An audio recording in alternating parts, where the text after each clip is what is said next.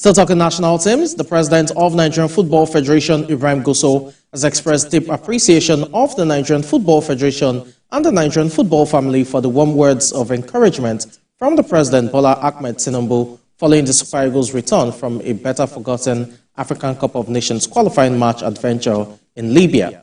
On Monday, the president issued a statement warmly welcoming the team back home and asking for prompt justice from the Confederation of African Football following the humane treatment of the Nigerian contingent. Mr. President also commended the proactive coordination between the Federal Ministry of Foreign Affairs and Federal Ministry of Sports Development in addressing the unfortunate episode and ensuring the safe return of the players. Meanwhile, the Libyan Football Federation has threatened legal action as the Confederation of African Football launches a probe into the debacle of the match between the Super Eagles and the Mediterranean Knights of Libya.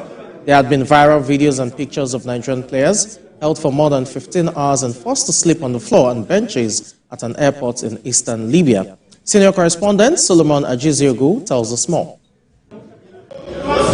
It's been a barrage of accusations and counter-accusations between Nigeria and Libya as fallout of the failed second leg match of the 2025 Africa Cup of Nations qualifiers. We have summoned the chargé d'affaires, the Libyan chargé d'affaires. The debacle began when videos and pictures emerged that Nigeria's senior men's national team players, the Super Eagles, on arrival, had been held hostage at a disused airport in the east of Libya. The Nigeria Football Federation, the NFF, says contrary to their traveling arrangements, the Libyan authorities had diverted the flight to Al Abrak, a 2-hour drive to the venue of the return match against the Mediterranean Knights. From all the facts presented by both parties, it is clear that Libya did not do what they were expected to do, and the way I will assess this is that Libya didn't do well. The Libyan immigration then held the visiting delegation at this location for more than 15 hours without clearance, access to accommodation, food and water, as well as forced them to sleep on the floor, benches and seats at the airport. From the point of the law and the fact, both are in Nigeria's favor, and the outcome will now be dependent on how well we marshal this point. Following the trauma of this hostile treatment, the Super Eagles felt unsafe to play the match. In this circumstance, the welfare of the Nigerian players are very, very paramount, and that is a justifiable ground for a team to walk away. So I feel that the best thing that could happen based on the law is that Libya should be sanctioned and 3 points should be awarded to Nigeria. But the worst that can happen to Nigeria in this matter is a replay in a neutral ground.